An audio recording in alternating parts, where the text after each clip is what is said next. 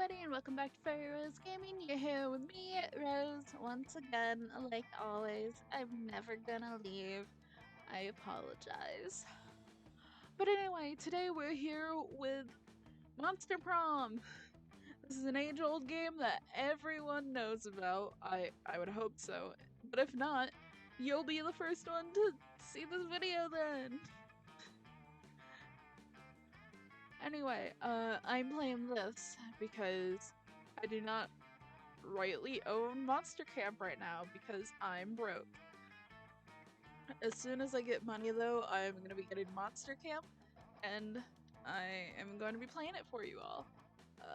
I'm playing this by myself, which is probably the worst way to play it, but all my friends live around the world, and they're all probably sleeping right now because it's like I don't even know what time it is. But anyway, let's get right into this hellhole. Yay! Play. Oh yeah, what mods do I even have on here?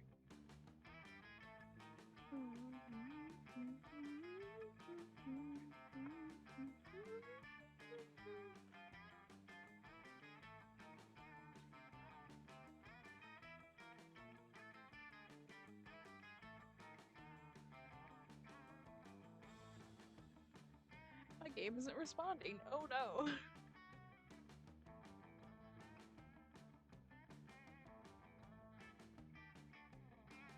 Oh no. I just wanted to look at what the mods I have on. Oh no.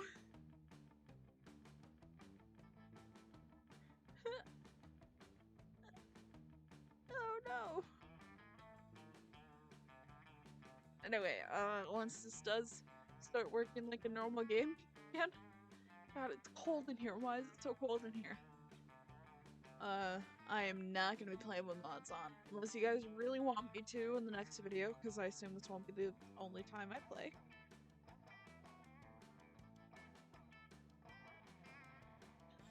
Because some of these mods are actually very cool.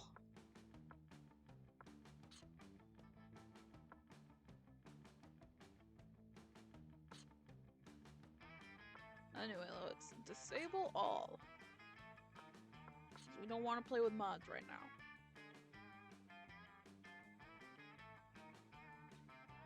It is so cold in this room. What the heck?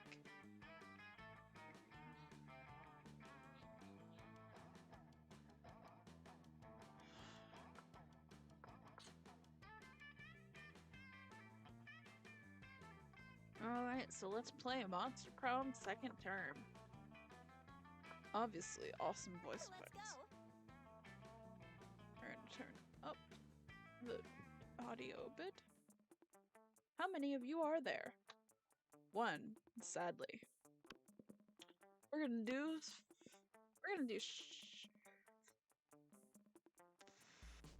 I'm gonna risk going full game. Spooky high school, sweetest years of our lives. Back then we were young and unafraid. Sometimes reckless, sometimes brilliant, sometimes just stupid, but always willing to live life to the fullest. We were on a wild journey to discover who we really were. Vicky! My name Ross. Ross. My pronouns are most commonly she. Sweet. And we had yet to experience the ultimate challenge, the Monster Prom. I remember it clearly. 6 weeks were left, and as we fantasized about our dream prom dates, we were all scrambling to catch the attention of one of our 8 most charismatic classmates. Got how old? 21. A werewolf athlete who compensated for his rather small brain with a stupidly large heart. Miranda Vanderbilt, 19. A sweet mermaid princess who was as cute as she was genocidal. Polly Geist, 22? Question mark? Party ghost and the insatiable hunger for all the wrong things. Damien LeVay, 21. That's a play on the LeVay Satanism. A fearless demo with a taste for destruction and love of fire. Me too.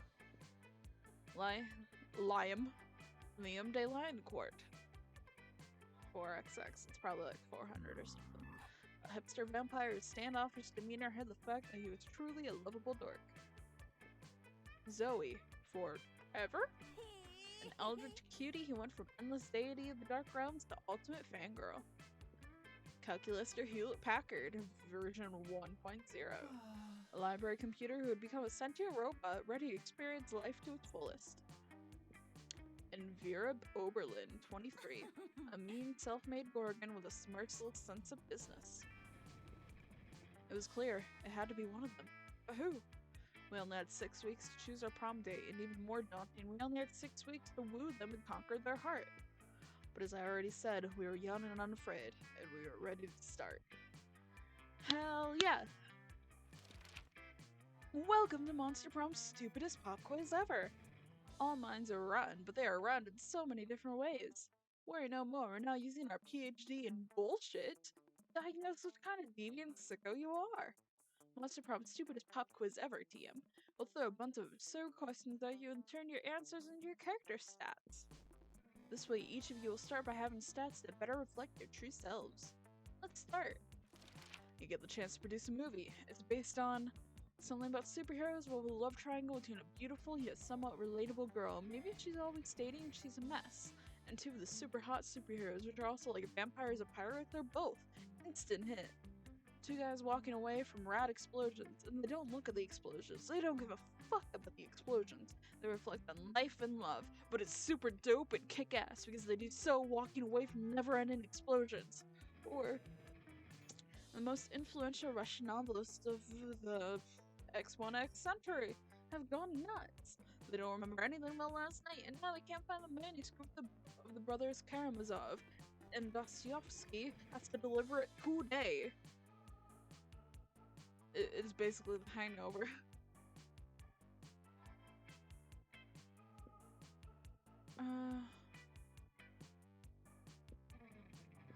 Personally, I like this one.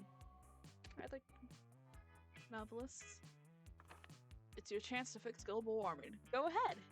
Now the world is doomed, but I'll start investing in ships and start a profitable business for the soon-to-be covered by Waterworld. Global warming isn't real. I invented it, and now science is claiming authorship because science is a lame copycat with no original ideas. Or it's time to be a real hero. I'll lead a mission to the sun in order to invite the sun to the party of its life. We'll have so many hilarious misadventures that the sun will eventually become cooler. Wink. I like that idea. If you were an ice cream, which flavor would you be? Ikasumi, rainbows and gummy bears, plutonium, double creme de la Gruyere, and meringues? Meringues. Yeah. Tequila and Coke. Wink. Spicy chocolate. No. Chocolate on fire. Personally, I like gummy bears. What is Ikasumi? I don't know that word. School just isn't working out. Time to go into stripping. What's your stage name? Nikita Nipples. Max Pleasure Model 3000. Excuse you. I want to be the stripper, honey. I'm the damn pimp. Fuck Fest XX Explosions. Oscar Wilde and Kawaii Pussy Uwu. God, absolutely Oscar Wilde. I love Oscar Wilde. Cats, I swear to God.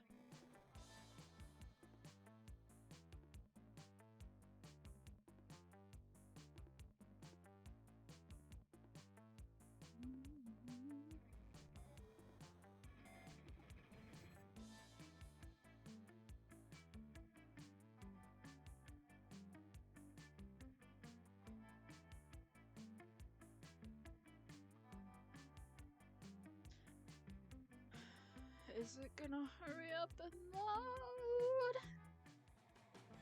Here we go. Alright, so let's look at our stats. God, our creativity is very low.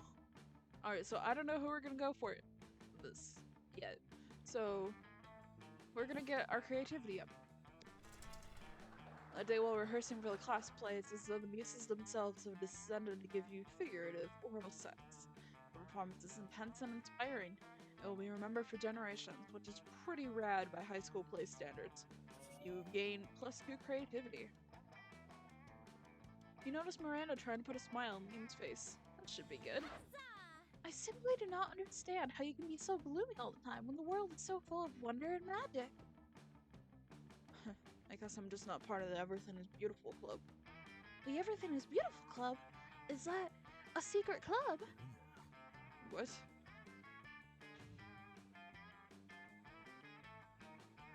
I love Liam so much. But his fucking voice actor is... I don't want to get into politics, or I don't want to get too hard into politics or drama on this channel, but my god.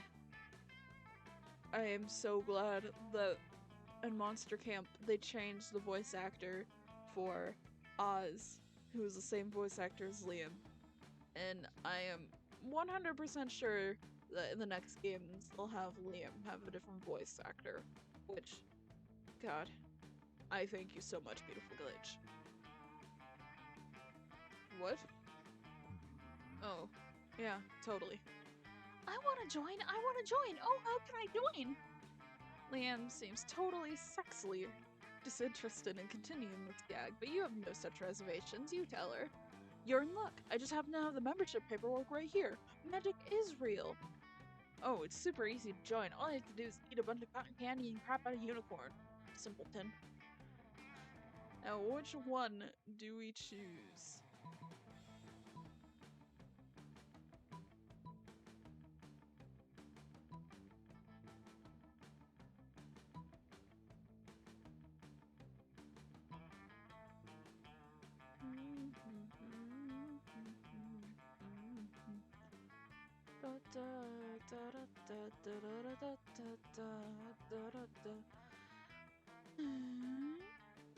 I don't know.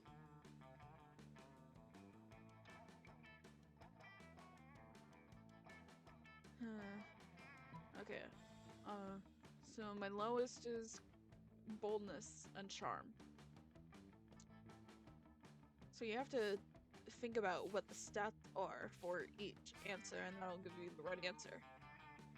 So...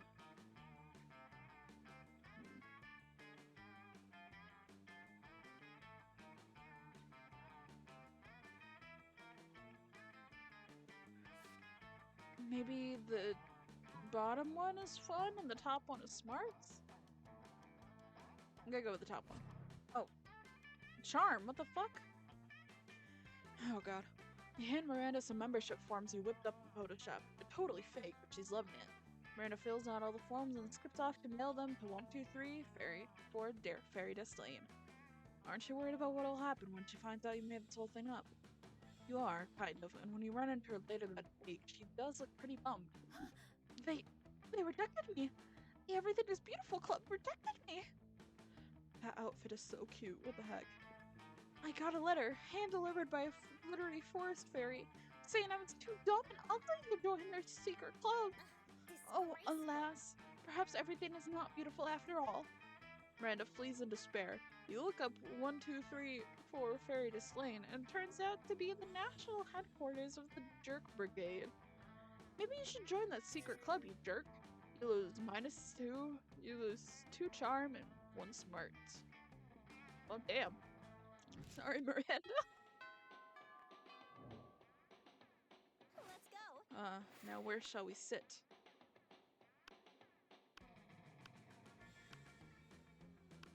Let's sit over here and make the full table. You arrive at your table to find the coven eating and Polly and Miranda screaming. We're under attack! Alarm! Alarm! Summon the guards! They're using their bizarro mind powers on me. The cute tall one is my less attractive evil twin. She uses shades just like me. Clearly because of the evil twin thing. We're not attacking anyone. We're eating.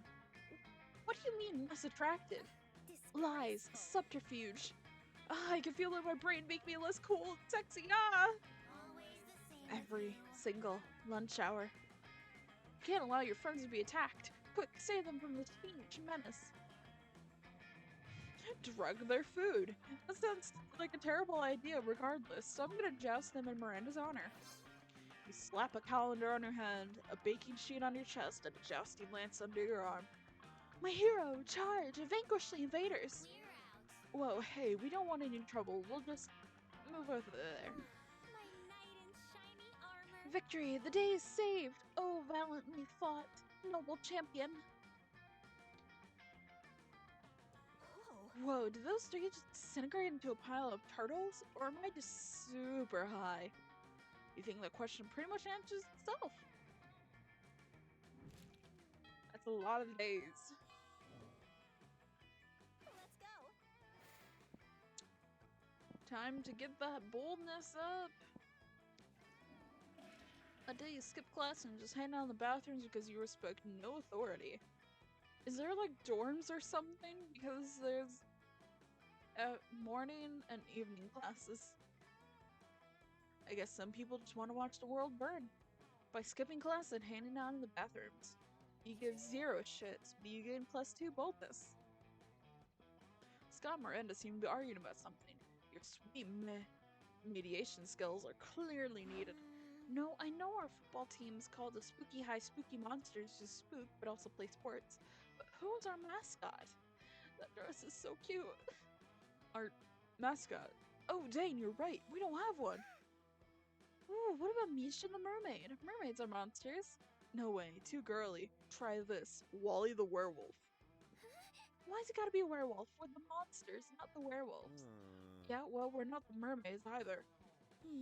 Maybe the problem is that the team name is trying to cover a huge, diverse group of people with a single label. No, coach is never wrong. We're just not thinking hard enough. Think. Hey, bro. Hey, you look like a hard thinker. What mascot should we use for our team? Easy, we'll just genetically engineer a cross between every kind of monster at the school. Head of a werewolf, tail of a mermaid, hair of a Medusa, angst of a vampire. We'll call it Abe the Abomination.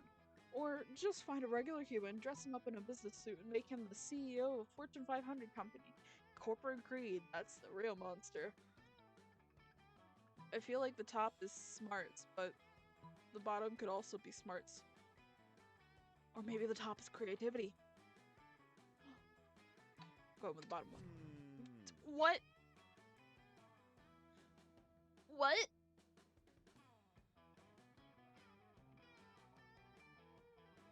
But if corporate greed is the real monster, what are we then? Aren't we real monsters? Are we regular people? Fake monsters? Vegetables? Fictional characters in a video game made for people to amuse themselves or trying to romance us? Ugh, my thinking muscles hurting. I think you just broke Scott. Congratulations. Breaking Scott is definitely not cool. This is why we can't have nice things. You lose 2 fun and 1 smarts. My god! I'm so dumb! Let's go. Okay, we need to get our charm up real bad. That day an epic dodgeball match takes place. Everything seems to be lost, but you deliver an inspirational speech that fuels your team's spirit, leading to a spectacular comeback. You're clearly a natural-born leader. You gain 2 charm. Out of the corner of your eye, you spot Scott and Miranda staring intently at a picture of a seahorse? This looks like a killer seahorse, Miri. What are you so worried about? Well, you see, one of my daddy's subjects gave me this horse as a gift. And, well, you've heard what they say, haven't you? Don't look a gift horse in the mouth. What? Who are they? Why did they say that? What's in there? I don't know. That is why I'm so distraught. I'm terrified that I'll accidentally look into this gift horse's mouth and see... See what? A gross butt? Another tiny horse? A world without sports? I don't know. And I don't want to find out. Oh, come on, Miri. You gotta find out. You've gotta find out for... What's that thing Miss Ferratu's always talking about? Science? Yeah, for science. You gotta, right? You realize Scott's looking to you for your opinion. They both are. What do you think Miranda should do? Don't you ever look that gift horse in the mouth. In fact, breed it with sea urchins to produce gift horses with tiny mouths. Or look at that gift horse right in its damn mouth. They only say not to because they don't want you finding all the delicious mouth candy. That sounds disgusting. Thank you. Alright.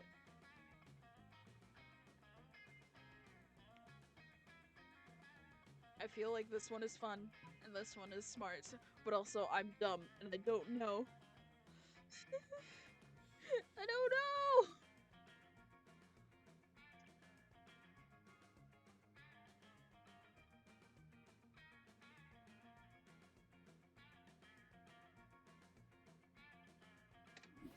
Yes! I was right! Miranda is clearly pleased by your suggestion. When you return her the next day, all her previous anxiety seems to have gone. I took a marvelous suggestion to the logical next level. I had my father's genetic wizard to combine my gift horse with the sea urchin. Whatever horrible things lurking between those horse lips are not too tiny for me to see. A horse is a little bit spiny now, but I think that just adds to his charm. It's so cute. I can tell he loves it because of the deeply pained expression in his tiny, watery eyes. That worked so well, you wonder why you don't solve all your problems of genetic manipulation.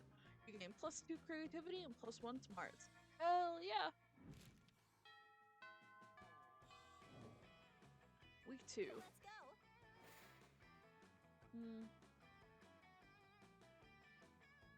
Let's go sit with these guys.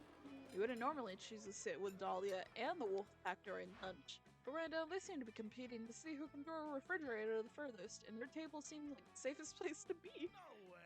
Oh, come on, that fridge totally would have been the furthest throw yet if it hadn't hit all the kobolds. It's not my fault you can't aim, and now the fridge has cobalt guts all over it. It's too slippery to throw. If only there was some other way to prove which one of us had the biggest, strongest muscles. If only someone had some idea for how I could prove once and for all that I am the buffest of all. If only!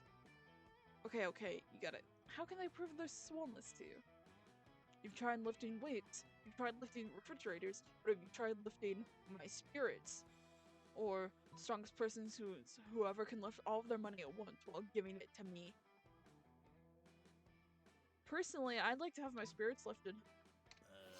But spirits aren't like a physical object, bro. It's like trying to lift the concept of buffness itself. Are you telling me you're too weak to lift the concept of buffness itself? What? No, we didn't say that. Nobody said that. We can lift Rose's spirit for sure. But why don't you go first? No problem. Rose, prepare to get your soul harvested and then lifted. You point out that you said spirits, not soul. Blast! The floor is yours, Wolfpack. Okay, we did a huddle about this and we think the best way to lift your spirits is to stand on our head and make fart noises while little elves paint our bellies. I will. Damnation! Why did I not think of that? You win this round, Wolfpack. The only real winner is you because you get to watch the Wolfpack behave like utter knobs in front of the whole cafeteria. You gain +4 fun. Hell yeah! My spirits have been lifted. Let's go. Alright, lowest one is still charmed, so let's go there. The day in epic dodgeball match. The match is so intense and both teams are so ended they decide to raise the stakes by betting part of your charm against part of the other team leader's charm. I've connected the dots. That commitment amazes your whole team and their spirit is fueled by determination. Finally you win and take +2 charm from the other team's leader. She's now a bit less fabulous. Vicky is so cute, I love her. Afterwards, Miranda summons you. It feels weird to be summoned, but you comply. You can't resist her merman goons. Greetings, fellow classmates. Thank you for coming, my dear. I finally decided to trust you with my most important aspiration. I am destined to be the Queen of Prom. The royal ascension is nigh. We must prepare. Most of my competition is naive. I foolishly assumed that Prom Queen is a purely ceremonial title. Except Ursula Jr.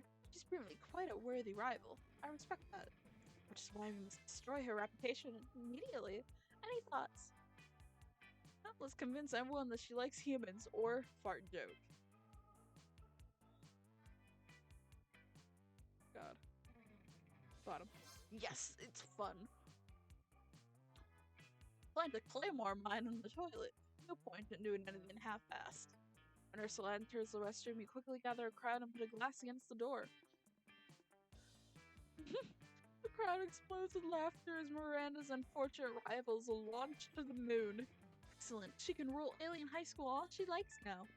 Also, I'm gonna check start an alternative space program off my bucket list. Oh, you wanted a fart pillow? You should have been more specific. You gain +2 boldness and +1 fun. Hell yeah! Let's go. Alright, our lowest is now money and charm. I don't know what Miranda likes, but we're gonna go get money. Congratulations, you have been chosen. Win big. That day, he spent some time in the library's PCs, sending malicious spam emails in the hopes of stealing other people's monies. Other people's monies. It doesn't sound very nice, but who's really the one to blame if they respond to such a blatant scam? Use -10 karma, which isn't a stunning scam, so who cares? And you gain plus new money. You catch Miranda monologuing about her problems to no one. She often does this. It's like she's accustomed to having a real scribe following her everywhere she goes. Oh, whatever shall I do about my army? We haven't had a proper war in months, and the soldiers are becoming ever so anxious. I've tried sending the servants to give them tummy rubs and even putting extra leaves and sticks in their cages, but they just kill the servants with the sticks. I never thought managing an entire branch of the military would be so challenging. How can I possibly keep my soldiers entertained? Divide them in half and make them fight a practice war or 1,000 pinatas. Obviously that one. You know, my kingdom's living pinatas then. No? The divine providence must have guided your suggestion. Each year, hundreds of peasants are required by law to volunteer to be stuffed with candy and suspended from ropes throughout the palace. Visiting dignitaries are invited to take a few ceremonial whacks, but we always have more pinatas than we can use. I'm sure Daddy would be happy to lend me 1,000 pinatas to keep my army happy. Splendid idea indeed. There's no reason you should feel guilty about this at all. You gain +2 boldness and +1 smarts. Hell yeah. Hell yeah for our pinatas. Let's go. Let's go sit with Miranda, love of my life, and eat pizza, I guess. You notice Liam looking disgruntled, which is his default, so whatever. But it seems like Miranda's pretty upset too. Better check it out. Liam, why are you typing on your phone so angrily? Did your phone offend you in some way? Why are you mad at it? You seem to be an 8.5 on the frowning Liam scale. The what? The frowning Liam scale. Normally I can tell how people are feeling from their faces, but you seem to be frowning most of the time, so I created a chart to measure your frowniness. Miranda pulls out a notepad and displays a series of doodles of Liam's frowniness. They're not super accurate, but they are super adorable. I'm not angry at my phone. My so-called frowniness is caused by a heinous error. I specifically asked that my creature creme brulee be extra crispy so it truly popped with my #massacre Instagram filter. Instead, they burnt it to a crisp, rendering it unphotographable. Monsters deserve to know what they're getting into if they choose to eat at the cafeteria so they can choose to take their business to a different establishment, and so I'm writing a scathing Yelp review. Liam, you can't do that. If they shut down the cafeteria, they shut the cafeteria down, the school kitchen staff will lose their jobs. Did you know that peasants have to do labor to make living wages? They don't simply have an unlimited store of gold. I was shocked when I first found out. Of course you were. If staff wanted to earn their wages, they should have been better at their jobs. I am simply the merchant of truth. No, you're the merchant of poop. Your royal sophistication shines through. Look, ask Rose. Her taste may tend toward the mainstream, but surely she can see the subpar cafeteria must be exposed. You're ridiculous. Rose is surely more compassionate than that and would gladly help me save the cafeteria. Again. Again? God, it's just hard to keep track of your misadventures at the shit show of the school. Still, you'll help if you can.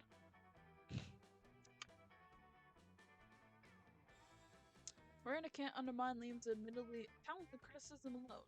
This will take an army of homeless people we pay to write positive Yelp reviews of the cafeteria until we eclipse Liam's. Or Liam, one lone voice, simply cannot shut down this cafeteria.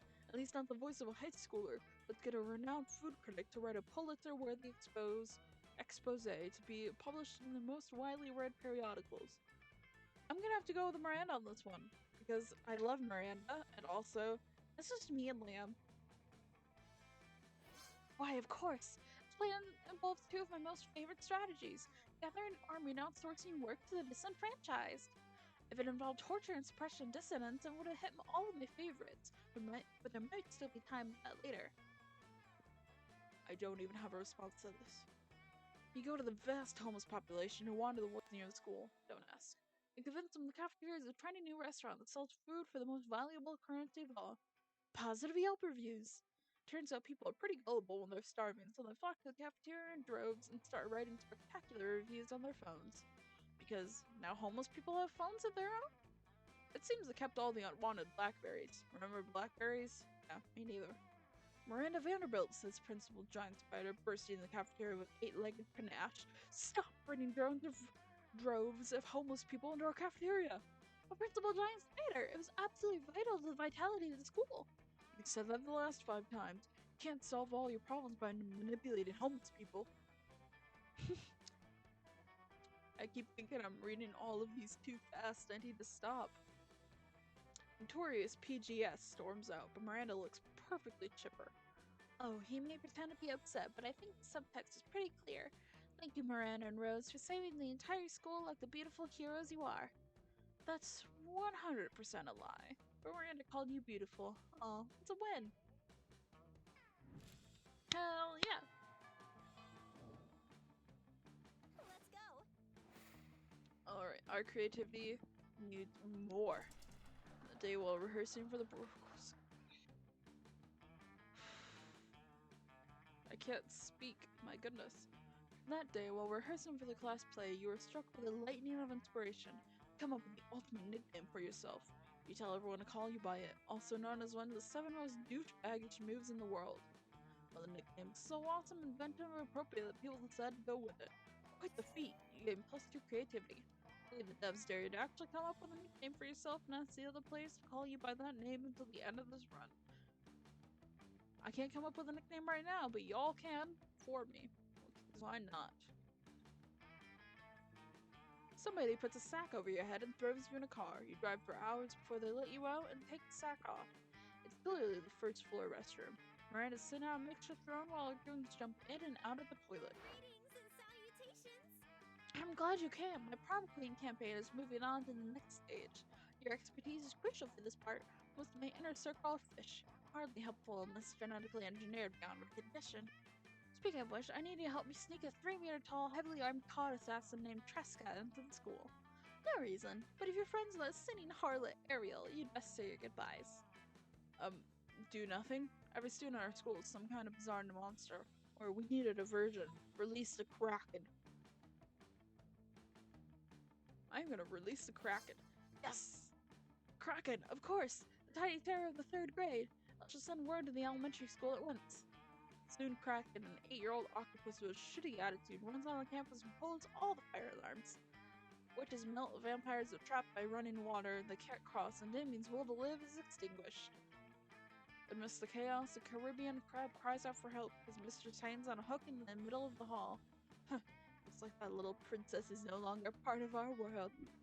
If Miranda's this ruthless on land, you shudder to think what she's like under the sea. You gain +2 fun and +1 boldness. Week 4, morning. Let's go! My charm is pretty down still. Today an epic dodgeball match takes place. At one point you're about to be eliminated by a player from the other team. But suddenly you convince him not to throw the ball at you with a heartfelt speech about the importance of everyone's lives. The player bursts in tears and you take advantage of that moment of weakness, throwing a ball at him. You lose 5 mercy, a stat that might be useful enough to prompt sequel, but isn't now. And you gain +2 charm. As you wander around talking to yourself like a weirdo, you notice Miranda walking around talking to herself like a weirdo. She seems to be addressing an imaginary crowd. Greetings, Oh, fellow hello. classmate. I was just practicing my royal way for when I am crowned prom queen. I feel there's a lot to be learned before I ascend the throne. Naturally, as a princess, I'm only great at wearing crowns, talking to cute animal friends, quelling rebellions through excessive force, and singing sweetly. But I lack administrative experience. I've never so much as issued a decree. I wonder what my first should be. You don't have the heart telling the royal prom queen doesn't come with sovereignty. Maybe you should just give her some suggestions instead. Taxes! Taxes are fun. Or paint. Every student. Pink. That sounds fun. Damn it! My creativity, no! Pink, but why pink? Why not orange or gold or lavender? You start to tell her that it could be any color she wants, but she just continues talking over you. I might as well just set them all on fire and turn them all black! And what good will that do? What use would my subjects be to me if they were all charred to a crisp? What a horrid suggestion! You try to remind her that you never said anything about setting anyone on fire, and that was all on her, but she's already haughtily stormed off. You lose -2 fun and -1 creativity. Damn. I'm an idiot. Let's go. Coast of Miranda, Miranda, I love you. You arrive at Scott and Miranda's table to find Scott happily chowing down, while Miranda stares horrified at her tray. What's wrong, Miranda? Yuck. Isn't it obvious? Right here on my tray, fish sticks. Yeah, Fish Stick Fridays. Isn't it great? It's not great, Scott. The fish are my subjects. This is clearly the work of the air people. Air people? Yes, do you not know of the air people, the merfolk's most hated rivals? Don't you read the news? Yeah, sure, because I totally know how to read.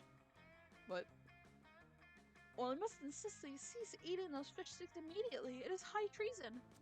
Oh, but I've been looking forward to Fish Stick Friday since last Fish Stick Friday. Are you sure I can't eat any? He's asking Miranda while holding a fish stick really close to his mouth. But you feel like you've got a better answer to settle this argument. You blurt out. Haven't you heard fish sticks make you worse at sports, like containing ball dropanol and nerdoflavin, or fish sticks contain absolutely no fish. It's all garden snails and food grade plastic. Scott can eat as many as he wants. God. I physically can't be mean to Scott. See, Miranda, there's nothing wrong with fish sticks at all. They're good and good for you. I suppose you're right. Perhaps this is not the air people plot I suspected after all. Though I am disappointed that so much plastic is being used in fish sticks, rather than plastic drink wings to catch birds with. Don't forget about the snails. There's snails in it too. I would much rather forget about the snails, thank you. This is mean you still don't want your fish sticks. Can I have them, can I? Very well, you may partake. I'm not sure where my eating source have gone off to in any case. As you watch Scott chow down his artificial fish fingers, you decide that both he and Miranda have weird relationships with food. Scott gives you a thumbs up while still munching those fish fingers. Hell yeah! Pum, pum. Let's go. Alright. I still don't know what Miranda likes. But, we need our charm and creativity up. Missed the battle, you spot a fellow player that seems utterly discouraged. She thinks she's not worth anything in a dodgeball, and she attempts to throw a ball at herself. You explain to her the many ways you think she's unique and wonderful, while also defending the many pleasures in life. With your help, she's capable of finding reasons to keep playing and gains a sense of self-worth.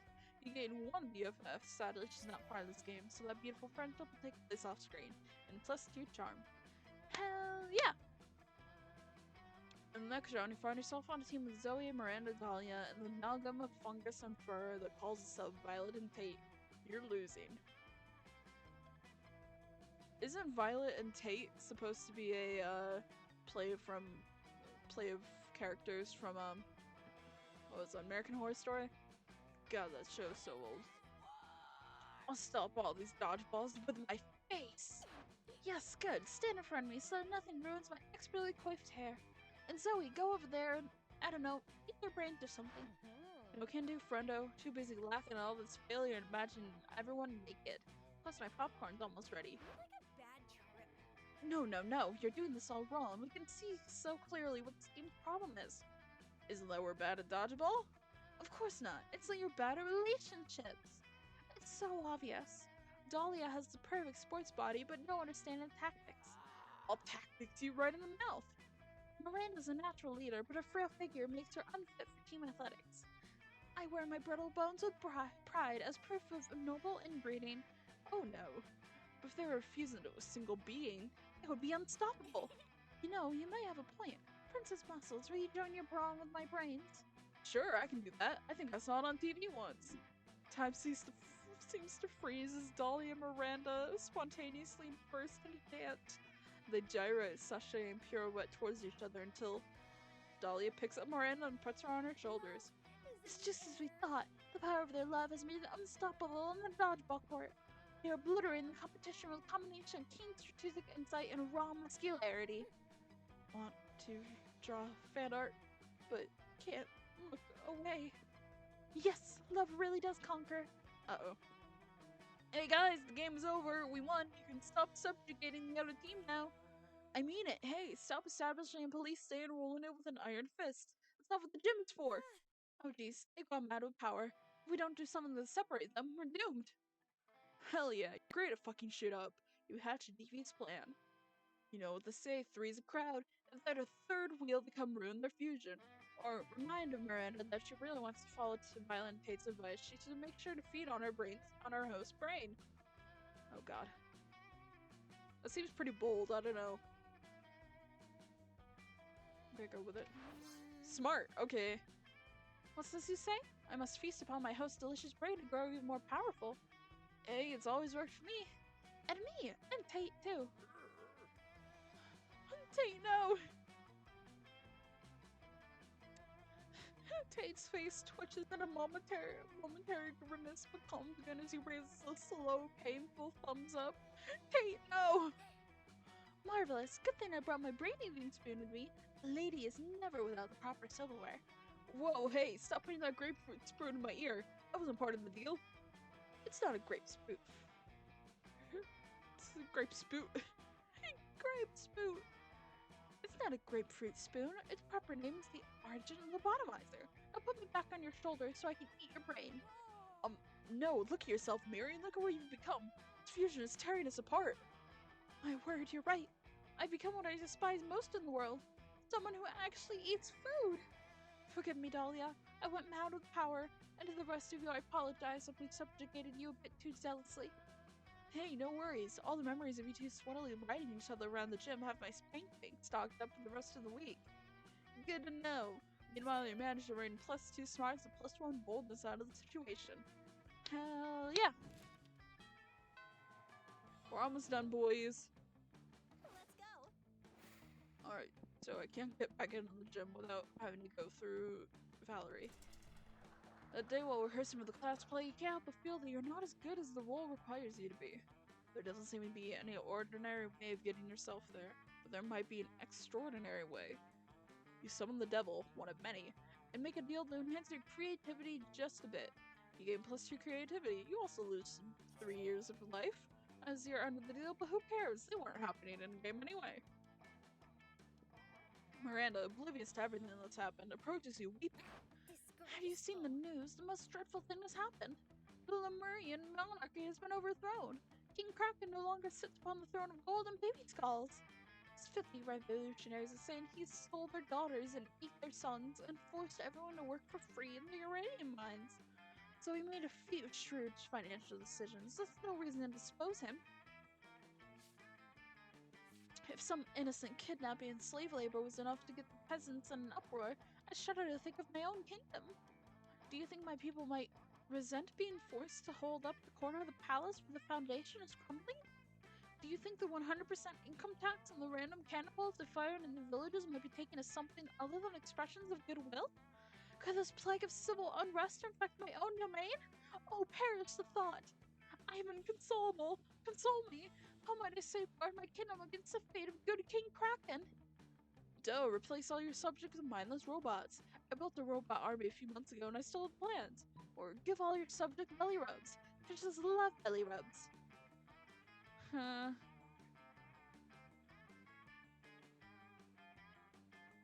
I don't know, man. What do we do?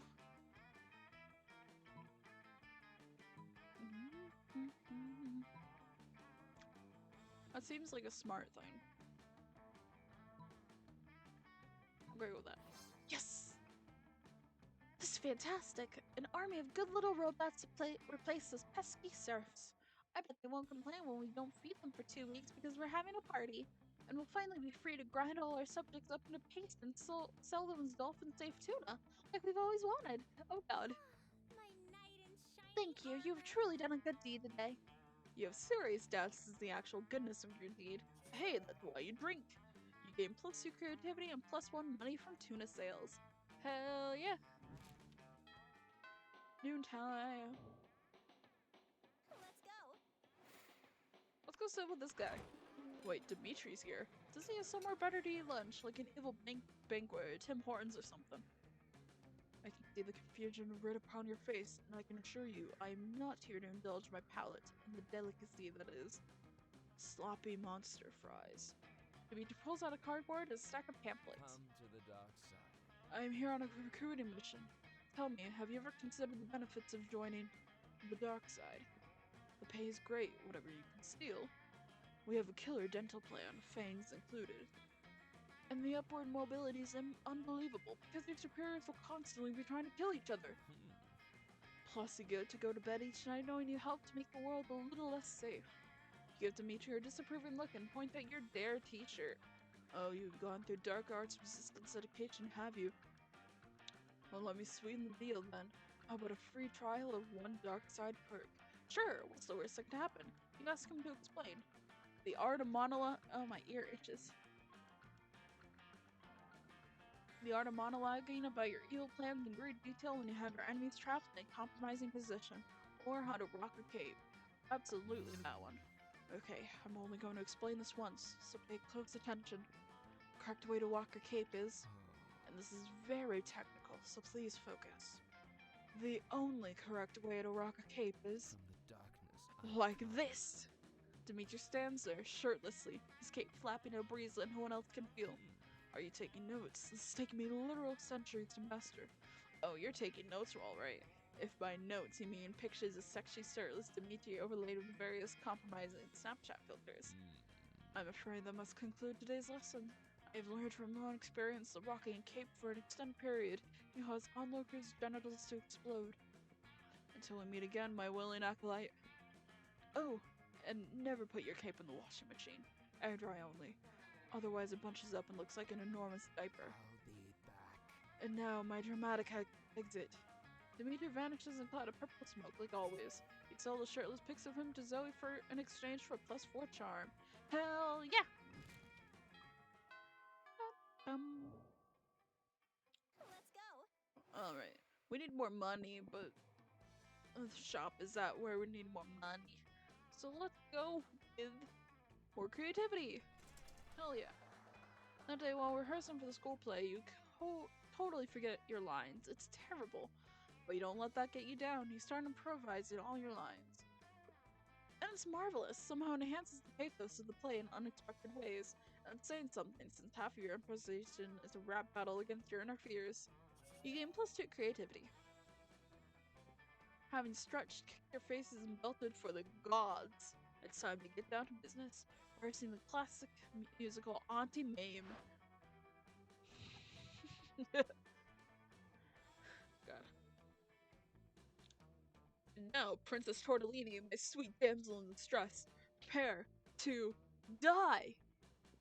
Can we hold, please? Dude, why would you interrupt me? I was in the moment, like I was fucking Meisner. I fail to see how having intercourse with Meisner would improve fucking, what was the descriptor, Miranda?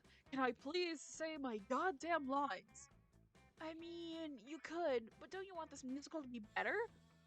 Auntie Mame and Evil Dark Knight being a bad guy? It's so predictable, right? Aren't we all about inverting tropes at Spooky High? It does seem the leading lady role is somewhat outdated. Here we are in the modern age, and some of her reactions to male violence could be taken straight from fake horses going up and down in a circle.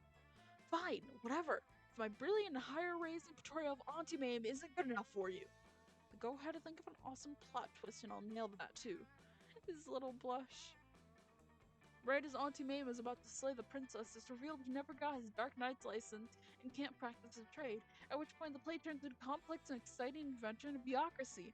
Or, Auntie Mame is not a Dark Knight at all, but an undercover cop who spent the last 20 years working from within the villain system to dismantle the whole operation. Hell yeah. So creative. I love it! Oh man, an undercover cop. That's so fucking metal, man! And then it's like, once Auntie Mame comes out of deep cover, he's just like, I don't even know who I am anymore, man. I've been a Dark Knight so long, I don't recognize myself out of the armor. Daddy always says that bureaucracy is an excellent tool for the destruction of the masses' spirits. And he just wakes up in the middle of the night screaming about eldritch curses. I love it! Think we have a hit on our hands. Man, you guys, this fucking job. All I know anymore are lenses and potions. Dope! Being a playwright is easy as fuck, apparently. Way to gain +2 smarts and +1 friend. Fun, my creative friend. Hell yeah! Let's go. Alright, let's go get more money. Start kicker. That day you spent some time in the library's PCs, managing your start kicker. You'd see lots of people with sensational video and impossible promises. Nice. You gain plus 100,000 money, but almost everything goes to cover costs, so you keep only plus 2 money. Damn.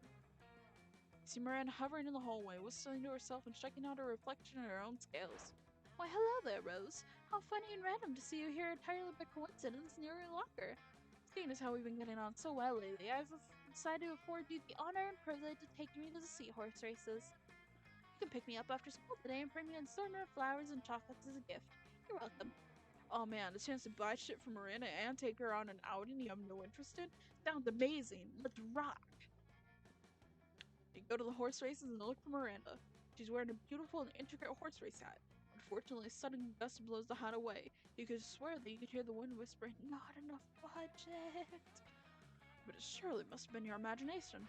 No, my hat! Hey, Rose, I'm here. Hi, look at this. Daddy always gives me money when I go to the seahorse races. It isn't much, of course, only plus 3 million money, but it should still make things more fun to bet. Of course, nothing would sour this lovely day faster than picking a losing horse, so I'll put this daunting choice entirely on you. How should we choose a winning seahorse so this day goes down in memory as a pleasurable experience rather than the sign that we should never speak again? Oh god, no. Yikes, no pressure then, but no worries, you know the perfect method for choosing winning race seahorses. The only way to tell a winning seahorse is by taste. Or why watch people ride seahorses when you could be riding me? No, literally though. Give me a saddle and let's enter the race. Oh god. Oh god. I'm gonna go with the top one. I'm gonna go with the... Yes! By taste? Yes, of course! Daddy always said I had excellent taste in things, and I pay my servants to agree. So why should I have anything less than great taste in tasting horses? Let's go! You and Miranda sneak down to the stables where the race seahorses are kept and proceed to lick every single last one. Oh, mostly excellent remaining sapphire tasted a little like strawberries and cream and sunshine. Yuck. Grand Slam Pretty 4000 tastes like dirt. Definitely not a winner. My goodness, a little perfect pixie sunburst jumbotron tastes like just like rotten fish. A true delicacy in my kingdom. This will be the winning seahorse, I'm sure of it. Certain of it. You, Miranda, put all of your combined, 3 million one money down and hurry back to your seas. I'm glad I contributed $1. Race is beyond exciting, nearly too close to call. Bubbles everywhere, waves crashing, jockeys jockeying for position. Until finally, yes! Little perfect pixie sunburst jumbotron has run the race! Huzzah! Truly, Rose, you have spectacular taste in women, and seahorses as well, it would seem. I eagerly await further gifts with your winnings from today's event. I would describe this day as certainly pleasant and absolutely consider you a viable suitor. You may kiss my hand. Wow, Miranda, that's like third base. Yes, you gain plus 2 money from that bet, and plus 1 charm for that hand kiss. Hell yeah! God, I'm so close to getting Miranda. I'm so close, guys. Let's go. Let's go sit with Miranda for the last time. You come upon Damien staring at Miranda's elaborate silverware spread while their eating starts to chow down obediently at a neighboring table. I still don't get why you collect all these stupid forks and spoons and shit. What a noob. I mean, even the knives don't really look that deadly. Silly boy, the silverware is not for killing. Things can be for stuff other than killing? That's lame as hell. It's basically useless. I mean, you don't even eat, your servants do it for you. Well, of course they do. But they're not using any of your silverware. Naturally they aren't. Servants must eat with their hands as befits the lower classes. So you're saying the silverware collection has no practical purpose? Things have practical purposes. These two could go round and round like this forever, unless you say something to resolve the dispute. Damien's right, Mary. Maybe it is time you started murdering people with your silverware. Or, lay off Miranda, Damien. I said that very wrong. Lay off Miranda, Damien. What about your collection of exotic corpses? Yes. That's different. Those corpses are useful.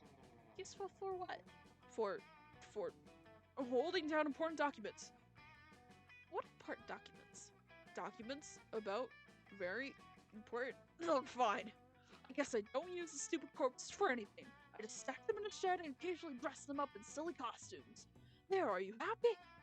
Extremely. Whatever, I'm gonna go play with my corpses. I love this game so much. You stay behind with Miranda to admire her collection. She even teaches you how to use the romance fork. Smooth. Our last day. Let's go. Gotta get our creativity up from last time. A day while rehearsing for the class play, you aren't especially good nor inspired. For one, the same aren't getting the class a creativity boost from the auditorium. But afterwards, while talking to your classmates, you're having trouble conveying your point in a discussion, so you decide to convey it through music. You start singing, and suddenly everyone else joins you in a kick-ass musical number. It's so amazing the people with whom you're arguing totally get your point and change their minds once the song is over. You gain +2 creativity. Hell yeah! You open your locker and a cloud of gas knocks you out. You come to your senses, plummeting towards Earth, rapidly approaching terminal velocity. You fall into the school's backyard in the hands of Miranda's biggest goons. Your classmates don't notice. It didn't work. None of them even noticed your glorious fall. People are so used to spectacle at the school. Slow ascension is tiresome. I need a glorious act, a grand gesture to secure my throne. Can you think of something while I flay my salmon? No more talk. We bring war. Or, I will build a monument to you, your highness. It will rival the sun and the atrocities your family committed. Yes. Creativity, hell yeah! You single-handedly break all windows in the school and start renovating the merry-go-round. What an excellent choice of materials. Glass is made from sand, and I never understood why the school has a merry-go-round. The glass is sharp, but you persevere and build a 50-foot-high statue of Miranda, shard by shard. You spin the playground toy. You don't know whether it's the God's blessing of creation or just blood loss, but oh gosh, it sparkles! You pass out from blood loss shortly after Miranda starts apologizing for swearing.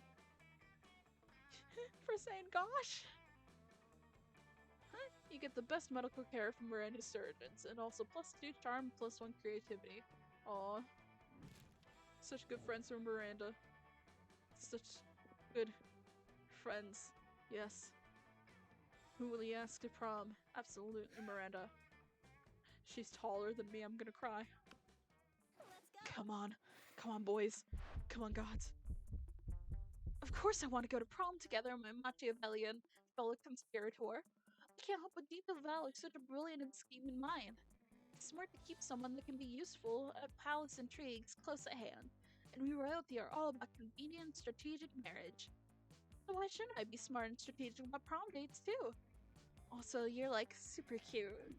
When prom night comes, you're ready to have the night of your lives. You practice your Viennese waltz and Miranda is deeply impressed. Even the music is mostly electronic, you somehow Viennese waltz the fuck out of it, and everyone gathers in a circle to admire your prowess. It's a magical evening. Also, you execute some more plots and assassinations together just in case. There's a fantastic bonding experience. Bow to your queen. Hell yeah! You and Miranda are selected as prom royalty. And you know it's a bit cheesy to say this, but Miranda's beauty is heightened by the delicacy of her enemy's blood all over her body. It's truly been a magical evening. Oh, I got the most diplomatic smile. I love that. Hell yeah!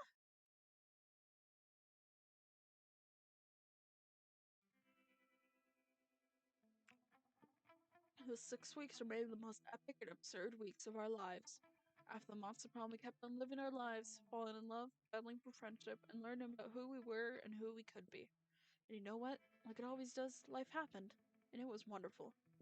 Miranda started a non-profit to help countries without a monarchy. Because all countries should have the right to be graciously ruled by the Mer Kingdom. Damien left fire to the very end. Unfortunately, that wasn't a super legal affair, and he ended up in prison for arson. Fortunately, prison was flammable. Vera realized she was a character in a video game, which infuriated her. She spent her life making connections and building power because she's not a part of the game, she plays the game. So be careful, maybe now she's the one pulling your strings. For those 6 weeks, the monster prom seemed larger than life, and then it was gone, just like that. The battle for Monster Prom might have ended then. There were plenty of battles left in that war called youth. But once again, we were young and unafraid, and we were ready to start.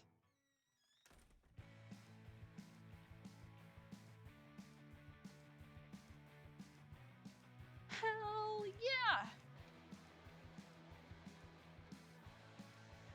Oh, I love it.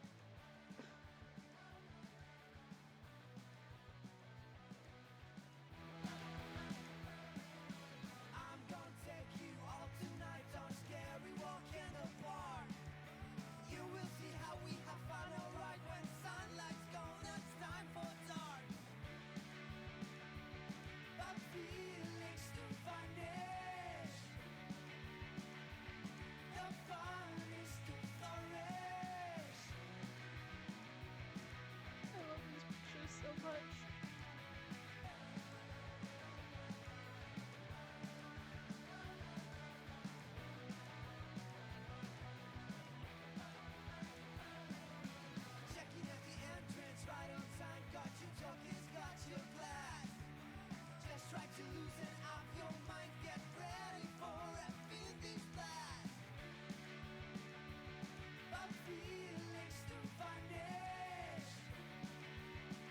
Felicia Day voiced Violet. What?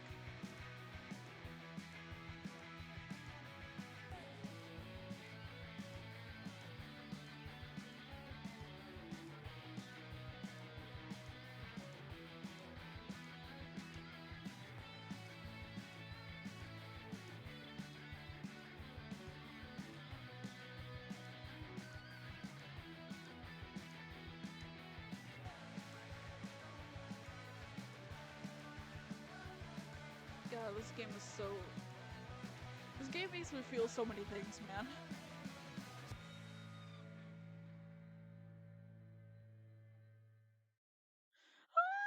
love that! Oh my god! I love that! Unlock! You've just unlocked an erotic fanfic about dragons! This is about to get weird. The shop now has a paper map, so vintage. You've unlocked 10 new images in the gallery. Oh hell yeah, let's go look at it. Oh, I suddenly felt very lightheaded. Ah, yes. We love it. Look at all these Polaroids! God, I love them so much! They're all so cute. See, this game shows that, you know, these are all just a group of friends who, because when you first start the game, it makes you think, oh, you're just nobody who, is trying to get a prom day with the most popular kids in school, and then you play it, it's like, oh, I'm actually friends with these people, what? It's like, I love this so much. It feels so, like high school. Like what high school should be. And I'm not salty or anything about my high school experience being nothing like this. Look at them! Oh my god! I love that.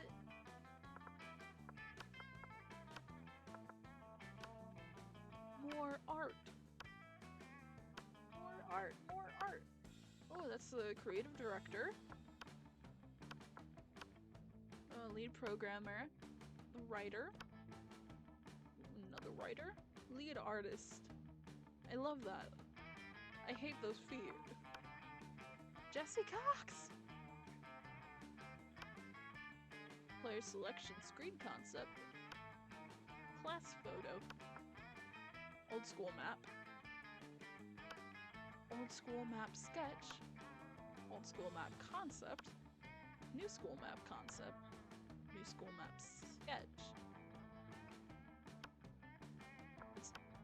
Yeah, so originally it was supposed to be a lot of rectangular than round. New school map 3D model. Oz events concepts. I love it. Oz design early concept. What is the one in the middle? Class photo with new students. I love it. Concept art for Leonard and Dahlia. Dahlia, my love. Concept art with Violet, Tate, and Dimitri. I feel so bad for Tate. Ooh. Whew. Miss Dahlia! And fan art! Oh! They're so good! Holy shit! That one though!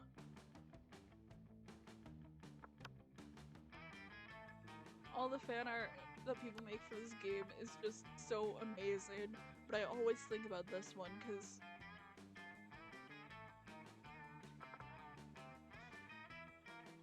look at the editing for that to make it look like a magazine. Wow. And people's monster saunas. I love it. Look at all these.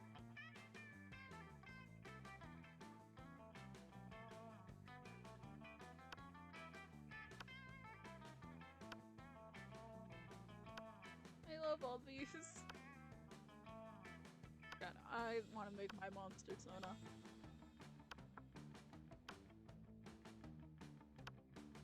I love all of them.